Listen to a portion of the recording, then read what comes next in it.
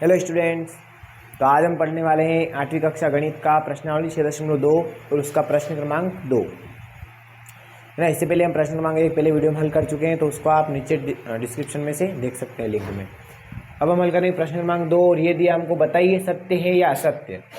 देखना यहाँ पे हमको केवल सत्य असत्य बताना है ना, सवाल नहीं करना है। तो इसको हम समझेंगे उदाहरण से।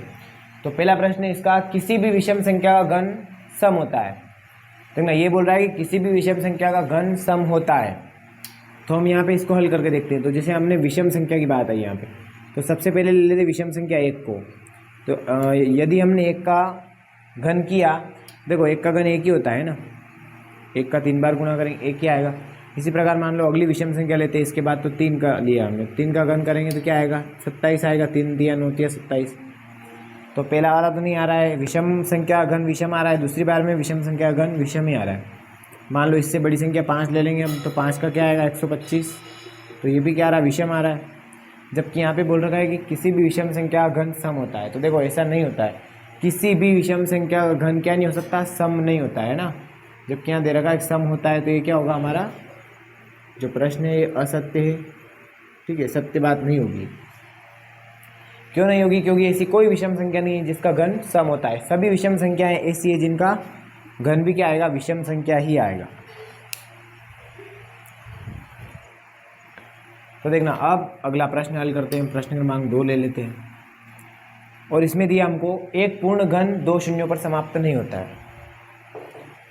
यह बात हो रही है एक पूर्ण घन, यानी एक पूर्ण घन संख्या 2 शून्यों पर समाप्त नहीं होती है। तो देखो घन में हमेशा जो घन पूर्ण घन संख्या होती है उसमें हमेशा 3 शून्य होते हैं ना।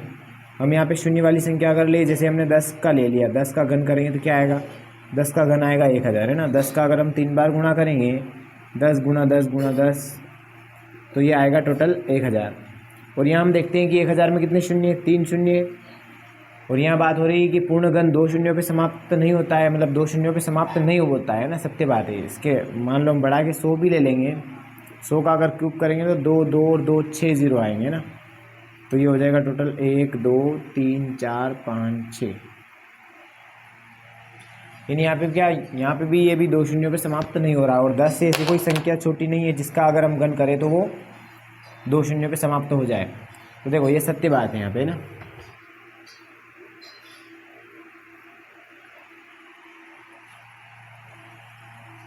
तीन बार करेंगे तो 1 2 3 4 5 6, 2 2 और 2 है ना।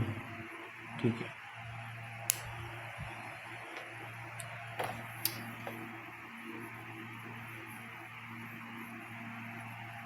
अब देखना अगला प्रश्न लेते हैं। प्रश्न क्रमांक 3, यदि किसी संख्या का वर्ग 5 पर समाप्त होता है तो उसका घन 25 पर समाप्त होता है। प्रश्न बोल रहा है यदि कोई संख्या ऐसी है जिसका वर्ग 5 पर समाप्त होता है तो उसका घन 25 पर समाप्त होता है। तो देखना इसको हम करके देखते हैं।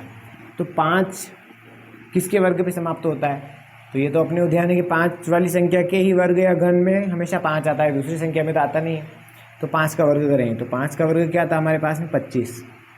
तो अब 25 का क्या निकालेंगे, घन निकालेंगे। यहाँ बोला गया कि यदि किसी संख्या का वर्ग 5 पर समाप्त होता है, जैसे मान लो 5 का वर्ग 5 पे समाप्त हो रहा है, तो उसका घन 25 पर समाप्त होता है। तो उसका घन मान लो 5 का घन करेंगे तो कितना आएगा 125 है ना। तो ये तो हो रहा है 25 पे समाप्त, लेकिन इससे बड़ी संख्या भी लेके देख सकते हैं हम। जैसे हमने 15 लिया तो 15 का पहले निकालेंगे हम स्क्वायर, वर्ग निकालेंगे। 15 का वर्ग होता है 225, ठीक है।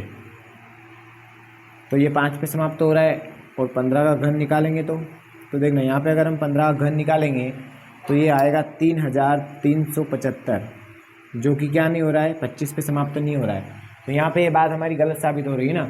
यदि किसी संख्या का वर्ग 5 पर समाप्त होता है, यदि किसी संख्या का वर्ग 5 पर समाप्त होता है, हो रहा है 5 पे समाप्त, तो उसका घन 25 पर समाप्त होता है। तो इसका घन 25 पर समाप्त होता है ऐसा बोला गया है, जबकि ये नहीं हो रहा है, 75 पे समाप्त हो रहा है ना।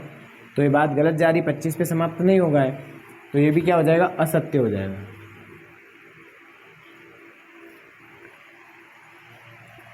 ठीक है, अब अगला प्रश्न ले लेते हैं।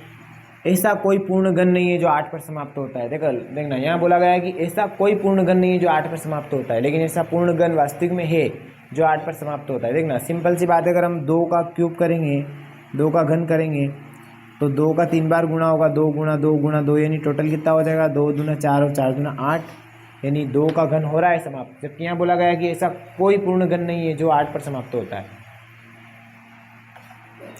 तो पूर्ण घन स्वयं 8 है, तो ये बात भी क्या हो रही है हमारी गलत हो रही। इसको भी हम क्या लिख देंगे, असत्य। ये भी चलो अगला प्रश्न देखते हैं। ये दिया गया है 2 अंकों की संख्या का घन, इसको हटा देते पहले। 2 अंकों की संख्या का घन 3 अंकों वाली संख्या हो सकती है। देखना यहाँ दिया गया है 2 अंकों की संख्या का घन 3 अंकों वाली संख्या। तो हमको एक प्रश्न उदाहरण लेके देखते हैं ना, 2 अंकों की संख्या लेते हैं और उसका घन देखते हैं 3 अंकों। देखना चूंकि यहाँ पे कम दिया गया है ना, 2 अंकों की संख्या का घन हमेशा ज़्यादा होता है, लेकिन यहाँ पे 3 कम अंक दिए गए, इसलिए हम क्या करेंगे सबसे छोटी संख्या ले लेते हैं।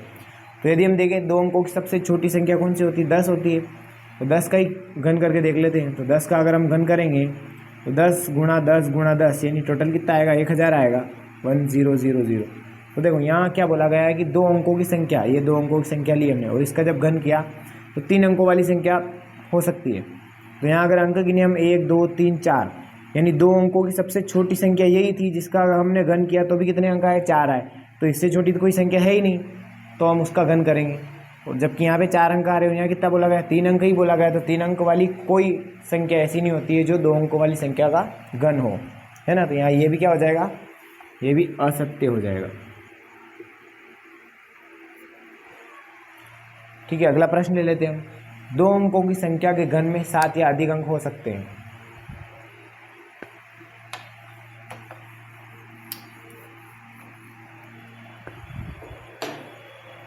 2 अंकों की संख्या के घन में 7 या अधिक अंक। देखना यहाँ बात अगर अधिक की आई है तो हम भी अधिक वाला अधिक संख्या लेंगे। अधिक यानी 2 अंकों की सबसे बड़ी संख्या लेंगे, है ना। तो सबसे बड़ी संख्या अगर हम जाएं तो 2 अंकों की होती है 99। इसके बाद में अगला आता है 100, और जो 100 क्या हो जाता है, 3 अंक वाला हो जाता है।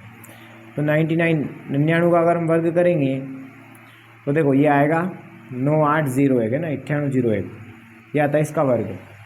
ठीक है, वर्ग निकालने की और क्यूब निकालने की भी ट्रिक है अपने जेवी प्रिंसिपल चैनल पे, तो आप शॉर्ट्स में या जाके देख सकते हो। तो यहाँ पे इसका वर्ग करेंगे 9801, और इसका अगर हम क्यूब करेंगे, है ना, तो क्यूब करने के लिए एक बार इसमें गुणा करना पड़ेगा 99 का। तो ये मैं यहाँ पे गुणा करके बता रहा हूँ, बाकी इसकी शॉर्ट ट्रिक भी बता रखी है ना। 9 का गुणा 1 में करेंगे 9 1 कम 9, 0 में करेंगे 0, 9 8 72 के हो जाएंगे 2, हासिल के आ जाएंगे 7, वापस से 99 81 में अगर हम 7 जोड़ेंगे तो ये हो जाएंगे 88, और वापस 9 का गुणा इसी में होगा, यही संख्या आएगी 9 0 2 8 8। ठीक, इसको प्लस कर लेते हैं हम। तो 9 यहाँ से भी 9, यहाँ से 2, 8 और 2 10 का 0, हासिल का 1, 8 और 8 16 और 1 17 के 7, हासिल का 1, 8 और 1 9, यानी 970 299।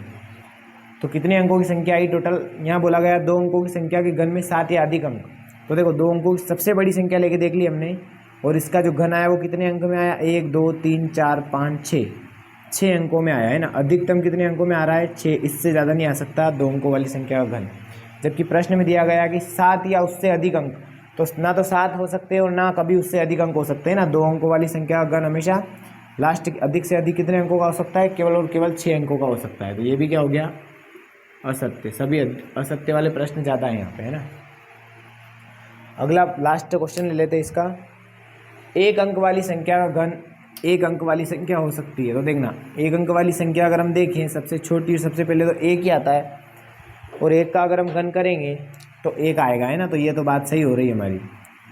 1 अंक वाली संख्या का घन, 1 अंक वाली संख्या का घन किया हमने तो कितना आया, 1 ही आया। तो यहाँ बोला गया 1 अंक वाली संख्या का घन 1 अंक वाली संख्या हो सकती है क्या, बिल्कुल हो सकती है, राइट बात है, सत्य बात है ना। ठीक है, तो ये हमने किया प्रश्न क्रमांक 2 हल 6.2 का, और यही 6.2 भी हमारा समाप्त होता है। तो समझ में आया होगा आपको। अगर आपको पसंद आए तो लाइक करें, अपने दोस्तों को शेयर ज़रूर करें, उनको भी बताएं, और सब्सक्राइब करना बिल्कुल ना भूलें। फिर मिलते हैं अगली वीडियो में। धन्यवाद।